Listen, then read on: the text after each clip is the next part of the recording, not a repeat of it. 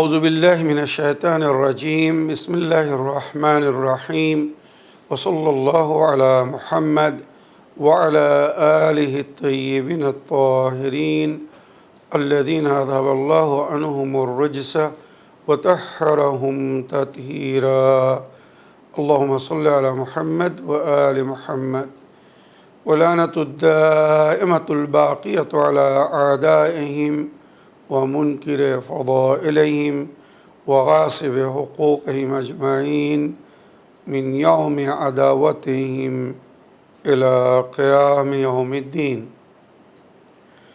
أما بعد يا عباد الله أوصيكم ونفسي بتقوى الله فإن التقوى خير الزاد وبها المعاد وتنفع يوم لا ينفع فيه مال ولا بنون إلا من أتى الله بقلب سليم وصلى الله على محمد وعلى آله الطيبين الطاهرين اللهم صل على محمد وآل محمد وعجل فرجهم আমার প্রিয় দর্শক ও শ্রোতাবৃন্দ আসসালামু আলাইকুম ওয়া রাহমাতুল্লাহি ওয়া বারাকাতুহু আপনাদের সকলকে আন্তরিক সালাম ও শুভেচ্ছা জানিয়ে আজকের অনুষ্ঠান ইসলাম ইন বাংলায় আপনাদেরকে স্বাগতম জানাই। আশা করি আপনারা যে যেখানে আছেন ভালো আছেন, কুশল ও মঙ্গলে আছেন, সুখে থাকুন, শান্তিতে থাকুন, সমস্ত প্রকারের দুঃখ কষ্ট থেকে মুক্তিতে থাকুন। আল্লাহ রাব্বুল আলামিনের কাছে এই কামনা করি। যারা অসুস্থ আল্লাহ তাদেরকে সুস্থতা দান করুন, যারা ঋণে ভুগছে আল্লাহ তাদেরকে ঋণ মুক্তি করুন। ওইরূপ যাদের জীবনে কোনো প্রকারের অভাব বা অশান্তি আছে আল্লাহ রাব্বুল আলামিন তাদের সকলের জীবনে সুখ শান্তি দান করুন ও সকলের মনোকামনা আশাকে পূরণ করুন। আমাদের সকলকে সৎ পথে চলার, অসৎ পথ থেকে দূরে থাকার এবং এক অপরকে সৎ উপদেশ দেওয়ার তৌফিক দান করুন।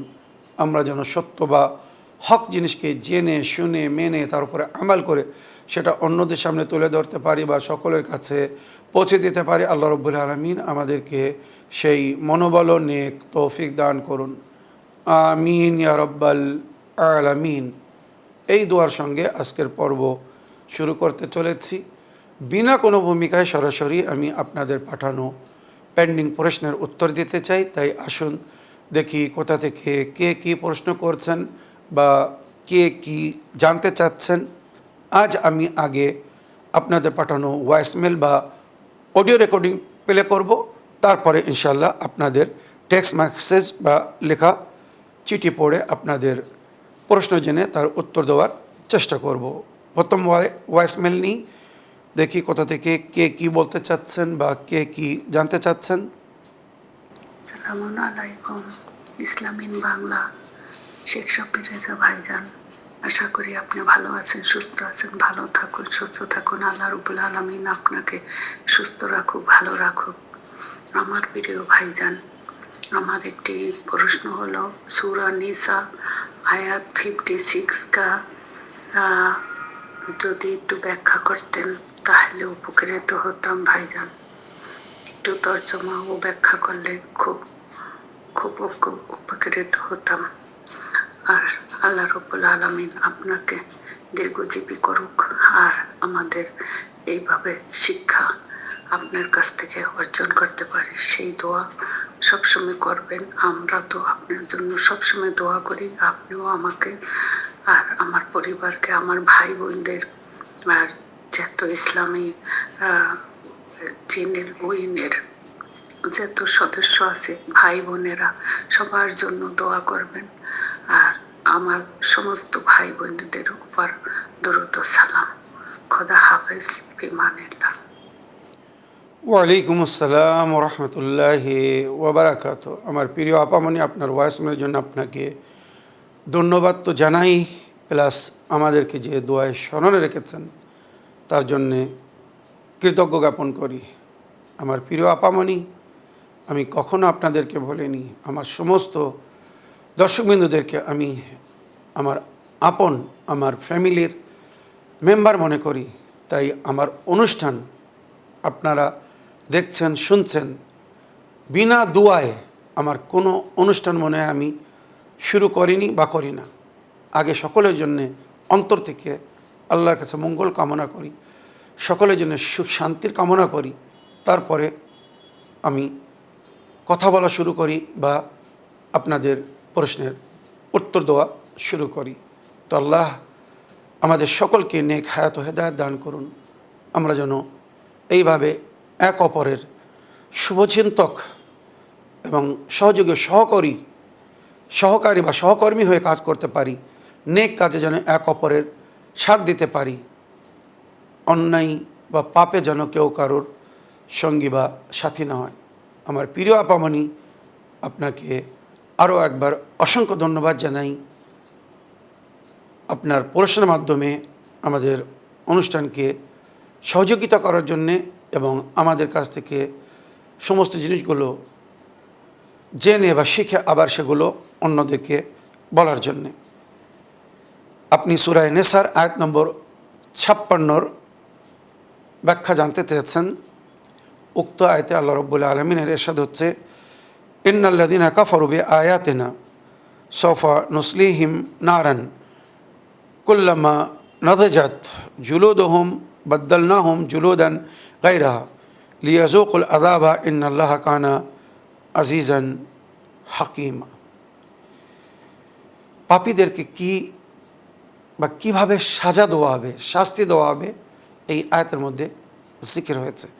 তবে আমার মনে হয় এই আয়াতের অর্থ বলার আগে, এর ব্যাখ্যা করার আগে, এর আগের দুটি যদি আয়াত আমি পড়ি তো এই আয়াতকে বুঝতে সুবিধা হবে। তাই আমি আয়াত নম্বর 54 এবং 55 পড়ব, তারপরে 56 এবং 57 পড়ব। এর আগের আয়াতে বলা হচ্ছে, আম ইয়াহসুদুন আন-নাসু আলা মা আতাহুমুল্লাহু মিন ফাদলিহি। কিছু মানুষের প্রতি কিছু মানুষরা হিংসা করে বিনা কারণে। হয়তো কাউকে আল্লাহ অর্থ দিয়েছে বলে তার থেকে লোক হিংসা করছে, তার আপনরা হিংসা করছে, আল্লাহ ওকে কেন এত অর্থ দিয়েছে, আমাকে কেন দেয়নি। সম্মান দিয়েছে, কোনো পদ, কোনো স্ট্যাটাস দিয়েছে, তার কারণে হিংসা করছে।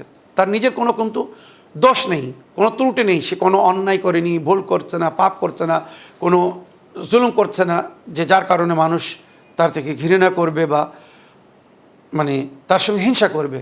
না, হিংসার কারণ হচ্ছে কি, আল্লাহ তাকে সম্মান দান করেছে, উচ্চ স্থান দিয়েছে, জ্ঞান বা শিক্ষা দিয়েছে, মারেফাত দান করেছে, সমাজে তার একটা সুন্দর পরিচয় আছে। সুতরাং কিছু লোকেরা এটাকে সহন করতে পারছে না। একদম বাস্তব, কিন্তু আমি আমার জীবনে এটা মানে আয়নার মতো দেখেছি বা দেখছি। কিছুরা আছে, তাদের জন্য আমি শুধু এই জন্য ঘৃণার পাত্র যে আল্লাহ আমাকে সম্মান দান করেছে। বাল্যকাল থেকে আমি যেখানে গিয়েছি, যেখানে থেকেছি, যাদের মাঝখানে থেকেছি, আল্লাহ আমার ইজ্জত মান সম্মানকে বজায় রেখেছে।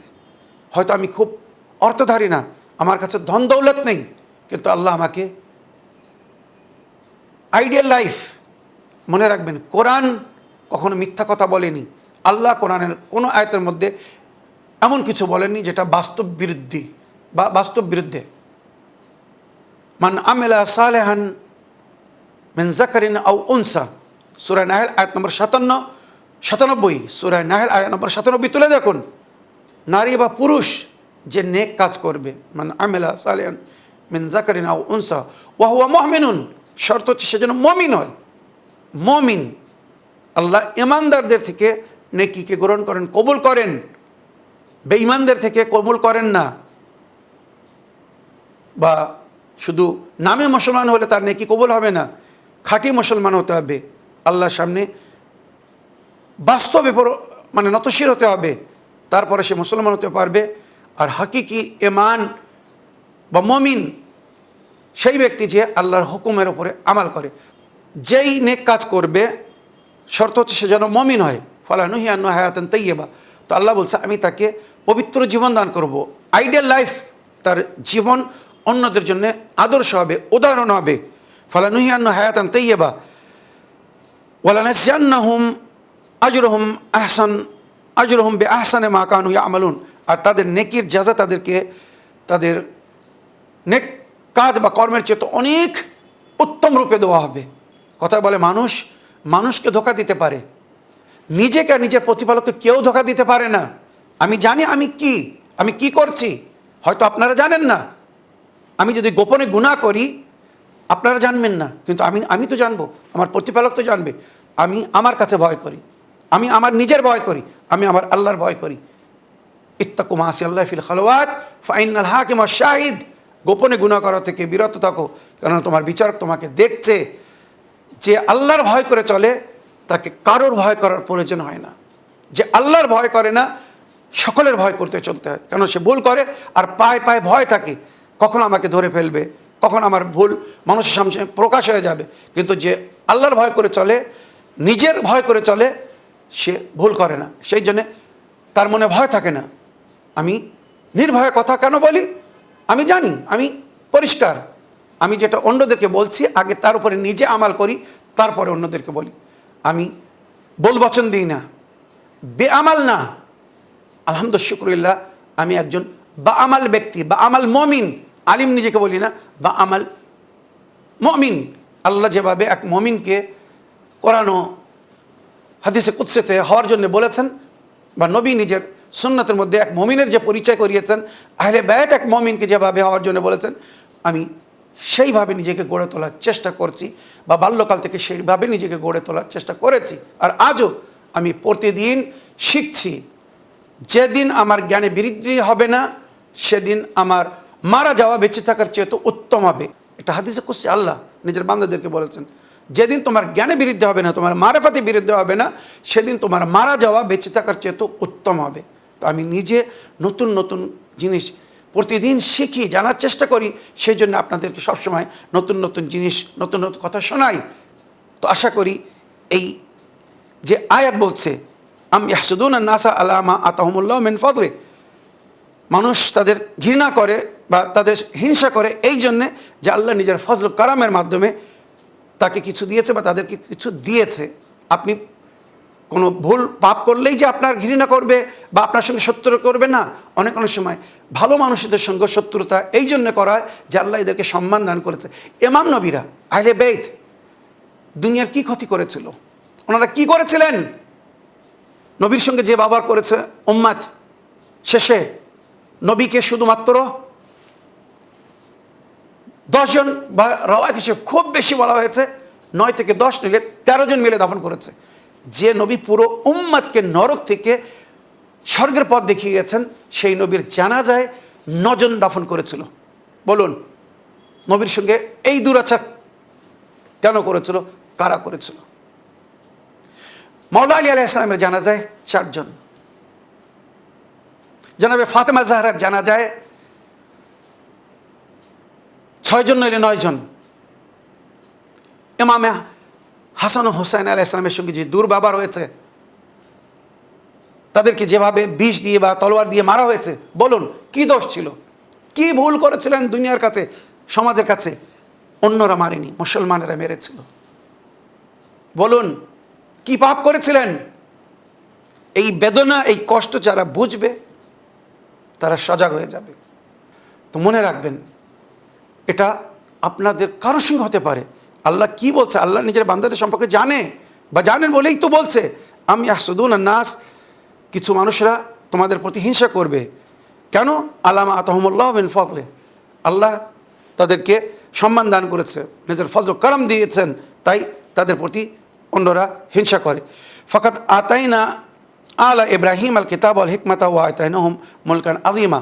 এবারে আলে মোহাম্মদের সঙ্গে যে নবী, আলে নবীর সঙ্গে যে দুর্ব্যবহার হয়েছিল, দুরাচার হয়েছিল, তার কারণ এই আয়াতের মধ্যে লক্ষিত। ফাকাদ আতাইনা আলা ইব্রাহিম, আমার নবীর বংশকে আলে ইব্রাহিম বলা হয়, মনে রাখবেন। যেটা দরুদ ইব্রাহিমের মধ্যে আমরা পড়ে থাকি, আল্লাহুম্মা সাল্লি আলা মুহাম্মদ ওয়া আলি মুহাম্মদ কামা সাল্লাইতা আলা ইব্রাহিম ওয়া আলি ইব্রাহিম, আল্লাহুম্মা বারিক আলা মুহাম্মদ ওয়া আলি মুহাম্মদ কামা বারাকতা আলা ইব্রাহিম ওয়া আলি ইব্রাহিম। মনে রাখবেন, নবীর আল আর জানাবি ইব্রাহিমের আল এক বলা হয়েছে। তো আমার প্রিয় নবী এবং ওনার আলে ইব্রাহিম ছিলেন, ইব্রাহিমের বংশধারী ছিলেন। আল্লাহ ওনাদেরকে সম্মান দান করেছিলেন, যার জিকির এই আয়াতের মধ্যে হচ্ছে। ফাকাদ আতাইনা আলা ইব্রাহিম আল কিতাবা, কিতাব দান করেছিলেন, হিকমত দান করেছিলেন, ওয়ামুলকান আযীমা, এবং আল্লাহ ওনাদেরকে রাজত্ব বা বাদশাহ দিয়েছিলেন। নবী করিম সাল্লাল্লাহু আলাইহি ওয়াসাল্লাম যে রাজত্ব লাভ করেছিলেন, পুরো বিশ্বে ওনার চেয়ে তো জনপ্রিয় বা পপুলার হারদিল আজিজ বাদশাহ, বা আপনারা যে নাম দিন, উনি তো নবী ছিলেন, নিজেকে বাদশাহ রাজা কখনো বলেননি, তো ওই সম্মানের স্থান কেউ পাননি। তো এই যে আল্লাহর তরফ থেকে ওনারা সম্মান পেয়েছিলেন, এইটা কিছু লোকেরা হজম করতে পারেনি, কিছু লোকের এটা ভালো লাগেনি, মনে রাখবেন। তাই তারা নবীর সঙ্গে আর নবীর পরে আহলে নবীর সঙ্গে তারা হিংসা করেছিল। নবীর সঙ্গে থেকে হয়তো তারা বদলা নিতে পারেনি বা নবীকে কিছু করতে পারেনি, তো নবীর পরে তারা নিজেদের মনের পুরো যে অন্তরে নেফাক লুকিয়ে রেখেছিল, হিংসা লুকিয়ে রেখেছিল, আলের রসুলের উপরে, নবীর পরিবারের উপরে, আহলে বাইতের উপরে নবীর চোখ বন্ধ হবার পরে সঙ্গে সঙ্গে তার প্রমাণ দেওয়া শুরু করেছিল। নবীর কন্যার ঘরে আগুন লাগিয়ে ওখান থেকে শুরু করেছিল। নবীর কন্যার উপরে জ্বলন্ত দরজা ফেলে পাজরার হাড় ভেঙে দিয়ে গর্বে শিশু মহসেনকে শহীদ করে দিয়ে নবীর উম্মাতরা কি প্রমাণ করেছিল বুঝে দেখুন। মাওলা আলীর সঙ্গে কি করেছিল তারা, ইতিহাস তুলে দেখুন। ইমাম হাসান হোসেন আলাইহিসসালামের সঙ্গে নবীর উম্মা কি করেছিল, ইতিহাস একবার তুলে দেখুন। এই বেদনা যাদের বুকে পরিষ্কার অন্তর আছে, যে অন্তর কুফর বা নেফাকে পরিণত না, পরিবর্তন হয়নি, তারা বুঝবে। এছাড়া এই জিনিস সবাই বুঝবে না। এই যে বেদনা বলছি, এটা সকলের জন্য না, এগুলো সবাই বুঝবেও না। অনেকে তো এগুলো শুনতেও রাজি হবে না, জানতেও হবে না, মানবেও না। আপনারা এই যে বাস্তবগুলো বলছি, তো ফাকাদ আতাইনা আলে ইব্রাহিম কিতাব ওয়া হিকমা ওয়া আতাইনা মুলকান আযীমা। আলে ইব্রাহিমের থেকে, নবীর বংশদের থেকে লোকেরা কেন হিংসা করছিল, তার কারণ ছিল আল্লাহ ওনাদেরকে কিতাব দিয়েছিলেন, হিকমত দিয়েছিলেন, সম্মান দান করেছিলেন, রাজত্ব দান করেছিলেন, সব কিছু ছিল, কিন্তু আলে রসুলের কাছে যেগুলো কেড়ে নেওয়া হয়েছিল নবীর পরে। পুরো ইতিহাস আপনাদের সামনে। এবার ৫ নম্বর আয়াতে বলা হচ্ছে ওয়ামিনহুম মান আমানা বিহি ওয়ামিনহুম মান সাদ্দা আনহু। কিছুরা মেনেছিল আর কিছুরা অস্বীকার করেছিল। কারা মেনেছিল আর কারা অস্বীকার করেছিল আপনারা জানেন। তো যারা মেনেছিল, আহলে বায়তের দামান ধরেছিল, তারাই নেজাত পাবে। আর যারা আহলে বায়তকে ছেড়ে দিয়েছিল, অস্বীকার করেছিল, আহলে বায়তের হক থেকে আহলে বায়তকে বঞ্চিত করেছিল, তাদের সম্পর্কে কোরআন কি বলছে, ওয়াকাফা বি জাহান্নামা সাইরা। জাহান্নামের শেষ অংশ এদের জন্যে অপেক্ষা করছে, যথেষ্ট হবে। যারা নবীর পরে নবীর আহলে বায়তকে ছেড়ে অন্যদিকে গিয়েছে, বা নবীর পরে নবীর আহলে বায়তকে মানেনি, বা নবীর পরে নবীর আহলে বায়তের অধিকার বা হক দেয়নি। এই সমস্ত আয়াতের তাফসীর পড়ে দেখুন, ওখানে লেখা হয়েছে যারা নবীর পরে নবীর আহলে বায়তের সঙ্গে অন্যায় করেছে, অবিচার করেছে, তাদের থেকে ঘৃণা করেছে, তাদের সঙ্গে হিংসা করেছে, আর তাদেরকে তাদের হক থেকে বঞ্চিত করেছে, হক থেকে ইনকার করেছে, কাফাবে জাহান্নামা সাইরা, এদের ঠিকানা হবে নরক, আর ওই নরকই এদের জন্য যথেষ্ট হবে। এবারে আমার প্রিয় বোন বা আপা, আপনি যে আয়াতের তর্জমা ব্যাখ্যা শুনতে চেয়েছেন, ইন্নাল্লাযীনা কাফারু বিআয়াতিনা, আল্লাহ বলছেন যারা আমার আয়াতকে অস্বীকার করেছে, মানে আল্লাহ কোরআনে কাদেরকে অনুসরণ করতে হবে, ফলো করতে হবে, কাদেরকে ভালোবাসতে হবে, পরিষ্কার বলেছেন। আয়াতে মুআদ্দাত, আয়াত তাথহির এর সাক্ষী প্রমাণ, বা সূরা আলে ইমরানের আয়াত নম্বর ৩১ যা জিকির করেছি এর আগের এপিসোডে, কুল ইন কুনতুম তুহিব্বুনাল্লাহ ফাত্তাবিউনি, যদি তোমরা আল্লাহকে ভালোবাসো তো আমার ইত্তেবা করো, আমার ইতাত করো, আমার কথা মেনে চলো। নবীর সম্পর্কে আল্লাহ বলছেন আপনি আপনার উম্মতকে বলে দিন, যদি আপনার উম্মত আপনাকে ভালোবাসে বা আল্লাহকে ভালোবাসে তো আপনার কথা মেনে চলুক। আর কোরআন বলছে ওয়া মা আতাকুমুর রাসূলু ফাখুযু ওয়া মা নাহাকুম আনহু ফান্তাহু, নবী যেটা দেবে সেটা নিয়ে নাও, আর নবী যেটাকে ছেড়ে দিতে বলছেন, যেখান থেকে বিরত থাকতে বলছেন, মানা করছে, সেখান থেকে বিরত থাকো বা দূরে থাকো। নবী আমাদেরকে কোরআন এবং আহলে বায়ত দিয়ে গেছেন, তো আমরা কি নেব? কোরআনের আয়াতের ব্যাখ্যা বা অনুবাদ হিসেবে, আল্লাহর আদেশ হিসেবে রসুল যেটা দেবে সেটাকে নিতে হবে। তো রসুল আমাদেরকে কোরআন এবং আহলে বায়ত দিচ্ছেন, তো আমরা কি নেব? কোরআনের সঙ্গে কাকে নেব বলুন? আহলে বায়তকে নেবেন, না যারা আহলে বায়তের বিরুদ্ধে এসেছিল, আহলে বায়তকে ছেড়ে দিয়েছিল, আহলে বায়তের বিরুদ্ধে সংগঠন তৈরি করেছিল, আন্দোলন করেছিল, তাদেরকে নেবেন? নবী আহলে বায়তের সম্মুখীন সকলকে হতে হবে, আল্লাহর দরবারে সবার পেশি হবে। তখন আল্লাহ বলবে ইউনাব্বিউকুম বিমা কুনতুম তা'মালুন, তোমাদেরকে খুব সুন্দর করে আল্লাহ দেখাবে, মজা চাখাবে, জেনে শুনে তোমরা যে ভুল করছো বা করছিলে। ইন্নাল্লাযীনা কাফারু বিআয়াতিনা, আল্লাহ বলছে যারা আমার আয়াতকে অস্বীকার করেছে, মানে আমি আয়াতের মধ্যে যে হুকুম দিয়েছি আহলে বায়তকে ভালোবাসার জন্যে, নবীর আহলে বায়তকে স্মরণ করার জন্যে, যারা নবীকে বা নবীর আহলে বায়তকে ছেড়ে দিয়েছে, সফা নুসলিহিম নারান, এদেরকে আমি জাহান্নামে নিক্ষেপ করব। কুল্লুমা নাসাজাত জুলুদহুম বাদদালনা জুলুদান গায়রা, এদের মাংস বা চামড়া পুড়ে যাবে, আবার নতুন করে চামড়া দেব। কি অবস্থা হবে একবার ভেবে দেখুন, চামড়া একবার পুড়ে যাবে, আবার নতুন চামড়া লাগানো হবে। কেন? লিয়াযুকুল আযাবা, বারবার যাতে ওই মজা আযাব চাকতে পারে। কারণ একবার চামড়া পুড়ে কয়লা হয়ে গেল, তার উপরে আর আগুন তো কাজ করবে না, তো আবার নতুন করে আল্লাহ চামড়া লাগাবে। দুশমন আহলে বায়তের যে কী অবস্থা হবে তারা জানে না, ভয়ঙ্কর অবস্থা হবে, চিৎকার করবে, ফরিয়াদ করবে, ফরিয়াদ শোনার লোক হবে না। গায়রাহা লিযুকুল আযাবা ইন্নাল্লাহা কানা আজিজান হাকিমা, আল্লাহ রাব্বুল আলামিন সমস্ত ইজ্জতের মালিক, হিকমতের মালিক। আল্লাহ যেমন নিজের বান্দাদেরকে পছন্দ করেন, ভালোবাসেন, ওইরূপ যারা আল্লাহর কথা মানে না, আল্লাহ তাদেরকে কঠোর সাজা বা শাস্তি দেবেন, এটাও আল্লাহর ওয়াদা।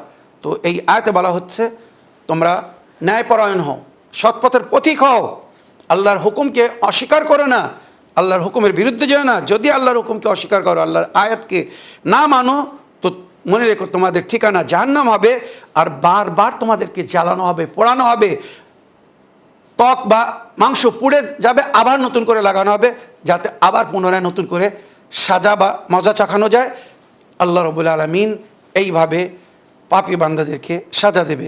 ওয়াল্লাযীনা আমানু ওয়া আমিলুস সালিহাত, এবারে শুধু পাপীদের জন্য না, যারা আহলে বায়তের মান্যকারী, যাদের জিকির আমি বহুবার করেছি, তাদের পরিচয় বলেছি। সূরা বাইয়িনার আয়াত নম্বর 7 ব্যাখ্যায় নবী নিজে বলেছিলেন, ইন্নাল্লাযীনা আমানু ওয়া আমিলুস সালিহাত উলাইকুম খায়রুল বারিয়া, যারা ঈমান এনেছে, নেক কাজ করেছে জমিনের উপরে, এরাই সর্বোত্তম শ্রেষ্ঠ, আল্লাহর সবচেয়ে নেক বা ভালো বান্দা। তো নবী বলেছিলেন হুম আলী ওয়াশিয়াতোয়া, এই যে আল্লাহর নেক বান্দাদের জিকির হয়েছে এই আয়াতে হযরত আলী এবং ওনার শিয়াদেরকে বলা হয়েছে। এখানেও সেই কথা বলা হচ্ছে, ওয়াল্লাযীনা আমানু ওয়া আমিলুস সালিহাত, যারা ঈমান এনেছে এবং নেক কাজ করেছে, অর্থাৎ আহলে বায়তের কথা মতো চলেছে, কোরআন ও আহলে বায়তকে মেনে চলেছে, যার জন্যে আল্লাহ নবী বলেছেন ওয়াল্লাযীনা আমানু ওয়া আমিলুস সালিহাত সানুদখিলান্নাহুম জান্নাতিন তাজরি মিন তাহতিল আনহার। তো আল্লাহ তাদেরকে শুভ সংবাদ দিচ্ছে, এরা সেই জান্নাতে প্রবেশ করবে যার নিচে নদী প্রবাহিত, নাহের জারি, খালিদিনা ফিহা আবাদা, সেখানে চিরস্থায়ী থাকবে, চিরস্থায়ী হবে। লাহুম ফিহা আজওয়াজুম মুতাহহারা, আর ওখানে তাদের জন্য পবিত্র স্ত্রী হবে, নারীরা হবে। নুদখিলুহুম যিল্লান যালিলা, আর আল্লাহর রহমতের ছায়ায় থাকবে সব সময়। এরা কারা? যারা আহলে বায়তের প্রেমিক, আহলে বায়তকে ভালোবাসবে। আল্লাহ আমাদেরকে তৌফিক দান করুন, আমরা যেন নিজের জীবনের শেষ নিঃশ্বাস পর্যন্ত আহলে বায়তের ভালোবাসার সঙ্গে থেকে ওনাদের তালিমাত অনুযায়ী, নবী ও নবীর আহলে বায়তের শিক্ষা বা তালিমাত বা সুন্নত অনুযায়ী আমাল করতে পারি। আমরা যেন হাকিকি সুন্নি হতে পারি, হাকিকি শিয়া বা অনুগামী অনুসারী হতে পারি। শুধু নামে হলে হবে না, বুদ্ধিজীবীর জন্য ইশারা যথেষ্ট। আমার প্রিয় আপামনি, আশা করি আপনার প্রশ্নের আপনি উত্তর পেয়েছেন। আগের প্রশ্ন নিয়ে দেখি কোথা থেকে কে কি বলতে চাচ্ছেন। আসসালামু আলাইকুম, আমি হাওড়ার সোনাতলা থেকে শেখ রুকিয়া বলছি। মৌলানা সাহেব, আশা করি আল্লাহর রহমতে আপনি ভালোই আছেন। মৌলানা সাহেব, আমি জানতে চাই কোরআন মাজিদে হযরত লুকমান তার পুত্রকে যে নসিহত করেছিলেন সেগুলি কি কি, এটা একটু বলবেন। উত্তরটা ইসলামী বাংলাতে দেবেন। আসসালামু আলাইকুম ওয়া রাহমাতুল্লাহি ওয়া বারাকাতুহু। ওয়ালাইকুম আসসালাম ওয়া রাহমাতুল্লাহি ওয়া বারাকাতুহু। আমার প্রিয় বোন, আপনার ভয়েসমেলের জন্য আপনাকে অসংখ্য ধন্যবাদ জানাই। কোরআন পাকে সূরা লোকমানের মধ্যে হযরত লোকমান উনি নিজের ছেলে বারান, ছেলের নাম ছিল বারান, তো নিজের ছেলেকে কি নসিহত বা ওসিয়ত করেছিলেন এ বিষয়ে আপনি জানতে চেয়েছেন। তো আমি ওই সমস্ত আয়াত পড়ে শোনাতে চাই, যার মধ্যে জনাবে লোকমানে হাকিম রাহমাতুল্লাহ আলাইহের নসিহতের জিকির হয়েছে। জনাবে লোকমানে হাকিম উনি নিজের ছেলেকে 13টি নসিহত করেছিলেন বা ওসিয়ত করেছিলেন।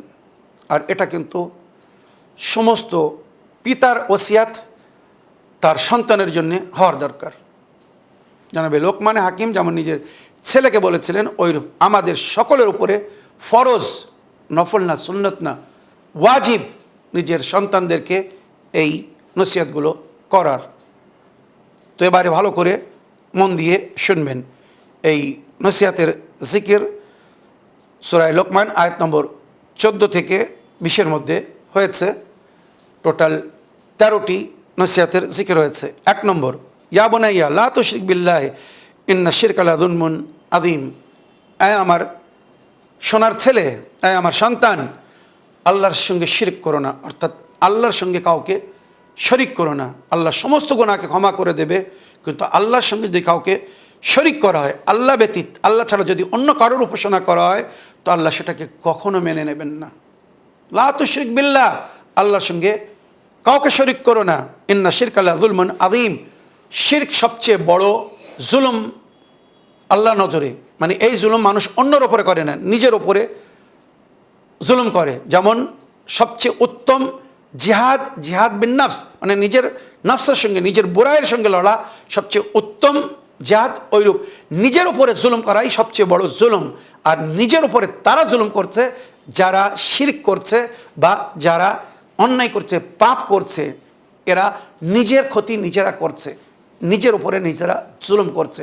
একে সবচেয়ে বড় জালিম বলা হয়েছে, মনে রাখবেন। তো প্রথম ওসিয়াত বা নসিহত ছিল, ইয়া বুনাইয়া লা তুশরিক বিল্লাহি ইন্না শিরকা লাযুলমুন আযীম। আমার ছেলে, যেন শিরক করো না।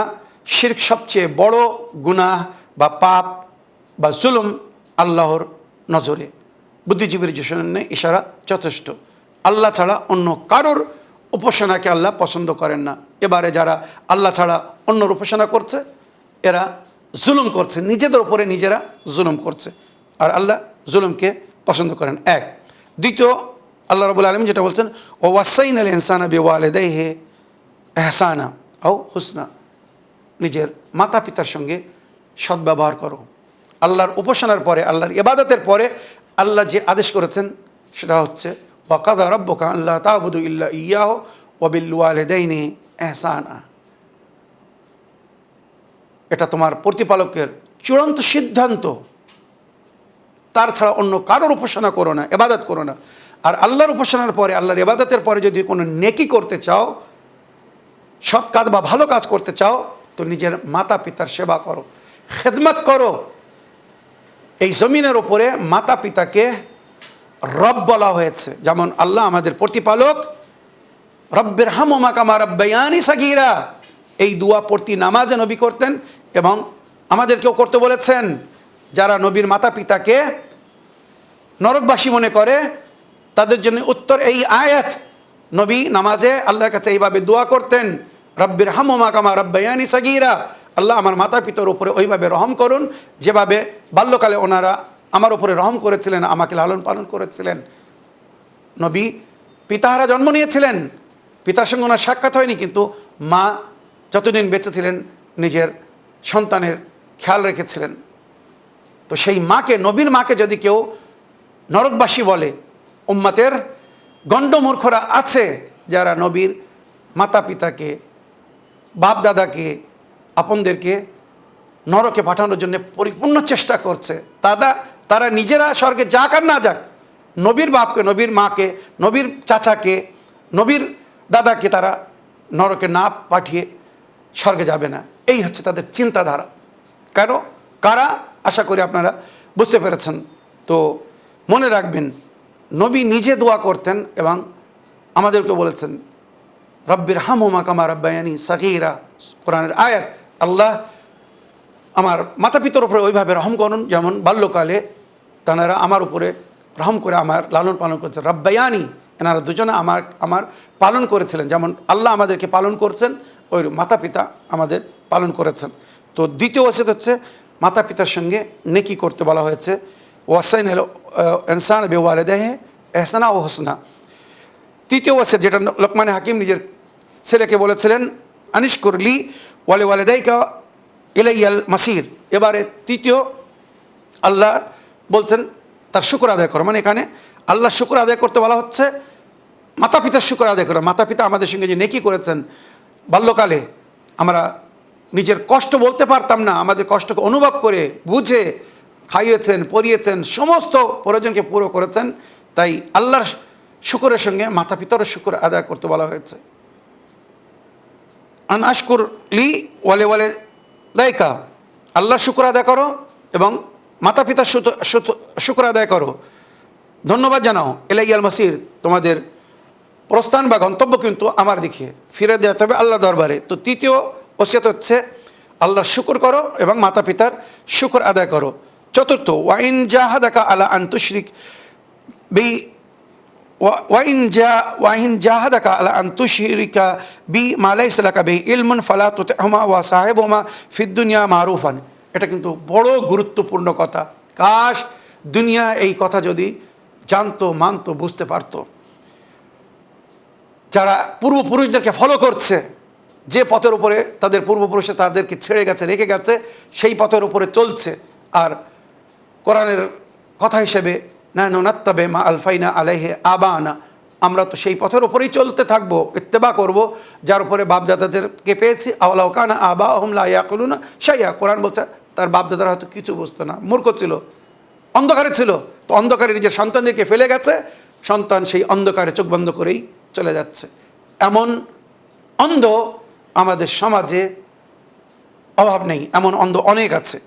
তো খোদা কি বলছেন, জানাবে লোকমান হাকিম নিজের ছেলেকে এইভাবে বলেছিলেন, এটা কিন্তু আল্লাহর ভাষা তার বান্দাদের জন্যে।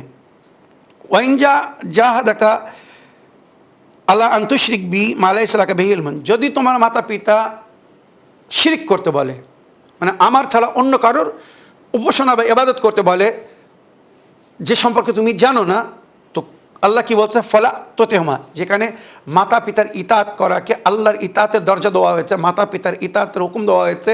এমনকি মাতা পিতা যদি নফল নামাজ বা রোজা রাখতে মানা করে, তো শরীয়ত বলছে নফল নামাজ পড়ো না, রোজা রেখো না।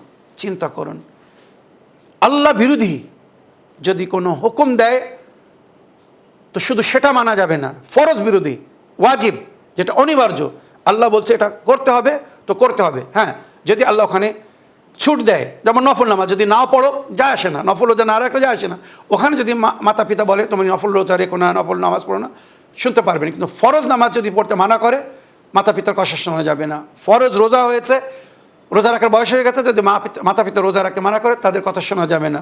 এইভাবে শরীয়তের সমস্ত হুকুমের সম্পর্কে বলা হয়েছে, আল্লাহ বিরোধী যদি কোনো কথা বলে মাতা পিতা, সেক্ষেত্রে মাতা পিতার কথা শোনা যাবে না। তাছাড়া সমস্ত বিষয়ে মাতা পিতাকে ফলো করতে বলা হয়েছে, মাতা পিতার সম্মানকে বজায় রেখে চলতে বলা হয়েছে, মাতা পিতার অনুসরণ বা অনুগমন করতে বলা হয়েছে।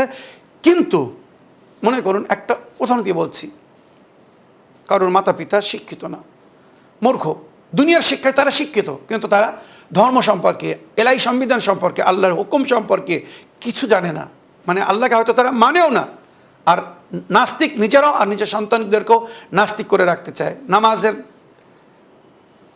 ধারে যেতে দেয় না, বা নিজেরাও পড়ে না, ছেলেদেরকেও পড়তে দেয় না। ওই সময় কাজ করো, নামাজ পড়ার চেয়ে তো যাও কাজ করো, কিছু লাভ হবে, দুনিয়ায় কিছু আয় করতে পারবে, নামাজ পড়ে কি হবে। এমনও মাতা পিতারা আছে, নেই এমন কথা বলবো না, অনেক আছে। সন্তানরা নেক হতে চায়, মাতা পিতা হতে দিচ্ছে না। আমার সামনে এমন উদাহরণ আছে। ইন জাহাদাকা আলা আন তুশরিক বি মা লাইসা লাকা বিহি ইলম, যদি তোমার মাতা পিতা তোমাকে বাধ্য করে শিরক করার জন্যে, আল্লাহর বিরুদ্ধে যাওয়ার জন্যে, যার তোমার কোনো জ্ঞান নেই, ফলা তুতি'হুমা, তো কোরআন বলছে মা বাপের কথা শোনো না। ওয়ালা সাহিবহুমা, এ বিষয়ে মা বাপের সাথ দিও না। তারা যদি ভুল পথের দিকে আমন্ত্রণ জানায় বা আল্লাহর বিরুদ্ধে যেতে বলে, তাদের সাথ দিও না, তাদের কথা মেনে না।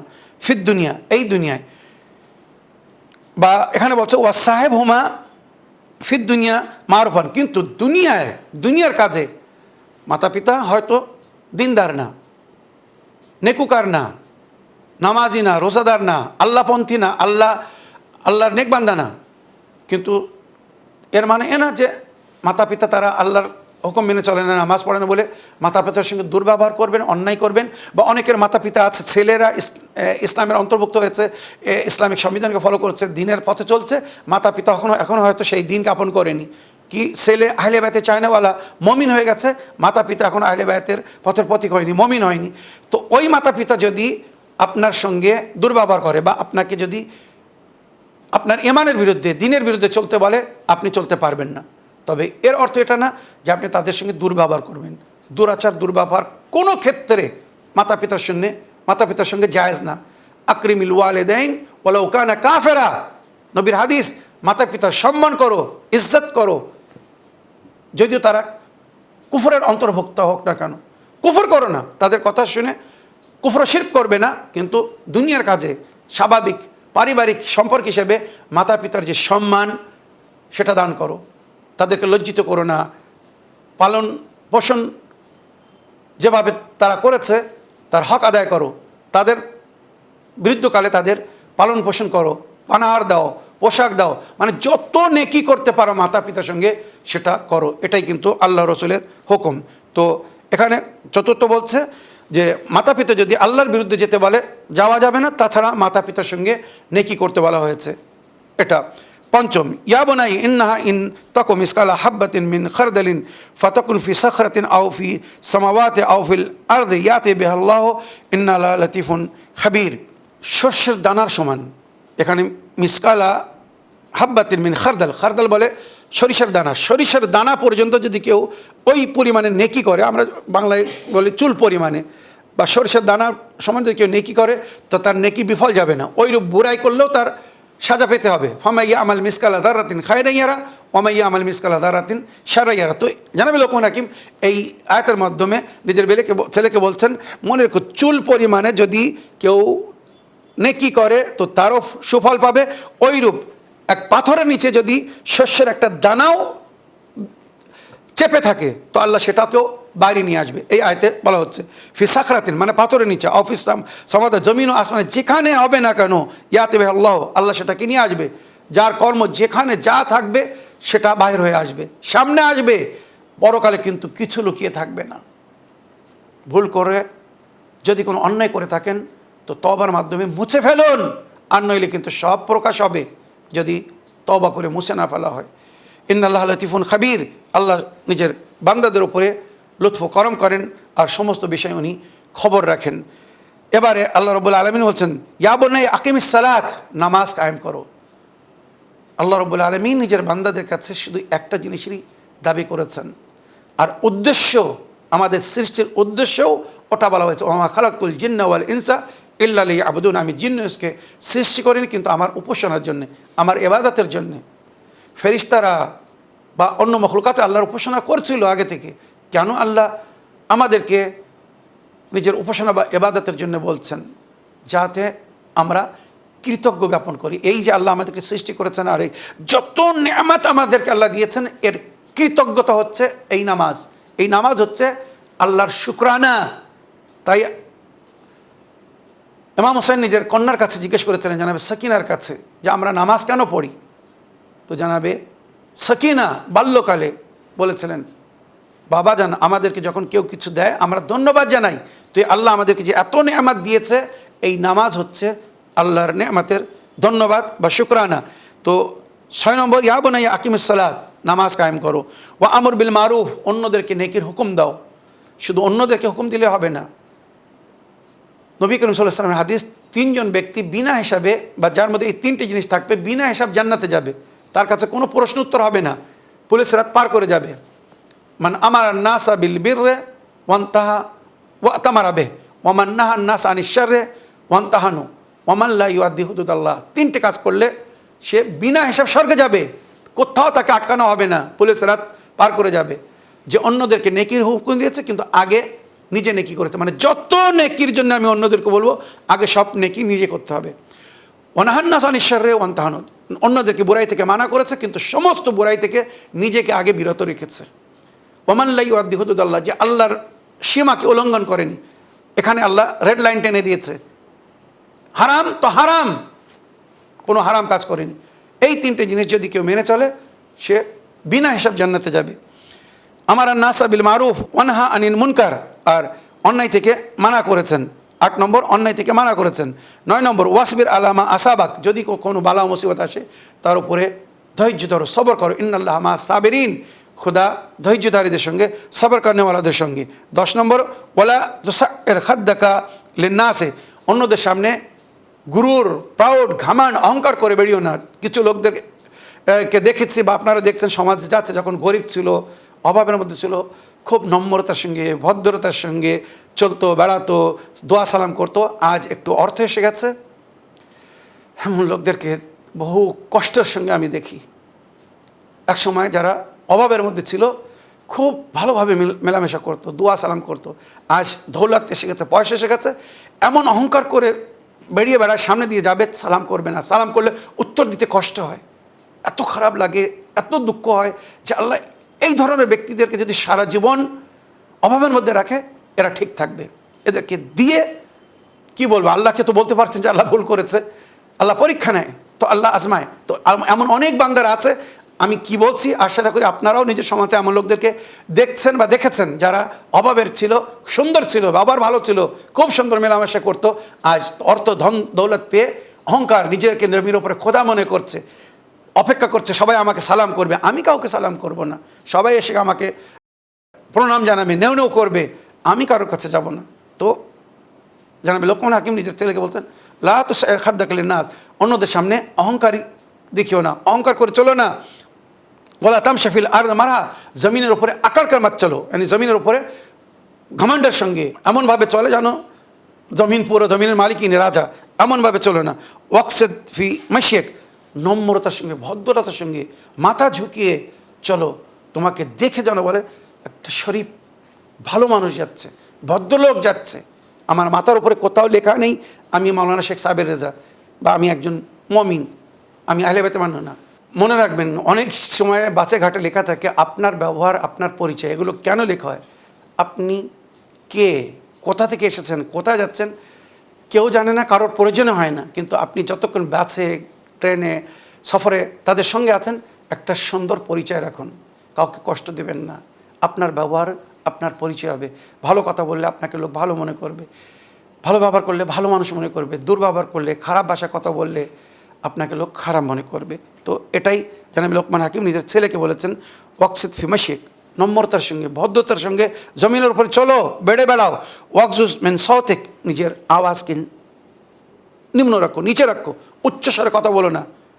কিছু লোকেদের অভ্যাস নিজের কথাকে সঠিক সত্য প্রমাণ করার জন্য চিল্লে চিল্লে কথা বলে। আমি যদি হক বলি, আসতে বললেও লোক শুনবে। কোরআন বলছে হক সবসময় বলেন উঁচু থাকবে, ওয়ালা ইয়ালু আলাইহি, হকের ওপরে কেউ উঁচু হতে পারবে না। তো এই যে 13টি কথা বলে, ওয়াকজুজ মিন সাওতিক, নিজের আওয়াজকে নিম্ন রেখে কথা বলো। তো এই যে 13টি ওসিয়ত করলেন, এর মধ্যে এমন কোনো ওসিয়ত জানাবে লোকমান হাকিম নিজের ছেলেকে করেছিলেন যেটা আমরা নিজের ছেলেদেরকে করতে পারবো না, মেয়েদেরকে করতে পারবো না? অবশ্যই পারবো, যদি পারি বা পারবেন অবশ্যই করুন। এই যে 13টি নসিহত বা ওসিয়াত কোরআনের আয়াতের মধ্যে, সূরা লোকমান আয়াত নম্বর 14 থেকে 20-এর মধ্যে এগুলো উল্লেখ হয়েছে। আয়াত নম্বর 14 থেকে 20-এর মধ্যে এগুলো বারবার পড়ুন, আর যেভাবে আমি ব্যাখ্যা করলাম এইভাবে ব্যাখ্যা সহ নিজের বাচ্চাদেরকে, সন্তানদেরকে শোনান, যাতে তারা সুবোধ হয়। সঠিক শিক্ষা দিলে, সঠিক তরবিয়ত দিলে আপনাদের সন্তানরা আপনাদের থাকবে। যদি সঠিক শিক্ষা বা তরবিয়ত না দেন, তো বর্তমান যে দুনিয়ার অবস্থা বা পরিস্থিতি, আপনাদের ছেলেরা কিন্তু আপনাদের থাকবে না, মেয়েরা আপনাদের থাকবে না। তারা নিজের রাস্তা দেখে নেবে, বা সমাজ যাকে তাদেরকে যেটা শেখাচ্ছে বা শেখাবে, সমাজের শিক্ষা নিয়ে, হয়তো ভুল শিক্ষা নিয়ে আপনাদের সঙ্গে ভুল ব্যবহার করবে, দুর্ব্যবহার করবে। তাই আহলে বাইতের তালিমাত অনুযায়ী, নবীর সুন্নাত অনুযায়ী বা কোরআনের হেদায়েত অনুযায়ী তাদেরকে হেদায়েত দিন। তাই কোরআন নিজের সন্তানদেরকে এইভাবে হেদায়েত দিতে বলেছেন, তারবিয়াত দিতে বলেছেন। আশা করি আমার প্রিয় বোন আপনার প্রশ্নের আপনি উত্তর পেয়েছেন। এই বলে আমার আজকের বক্তব্য এখানে শেষ করলাম। ওয়া আখিরু দাওয়ানা আলহামদুলিল্লাহি রাব্বিল আলামিন। ওয়াসসালামু আলাইকুম ওয়া রাহমাতুল্লাহি ওয়া বারাকাতুহু।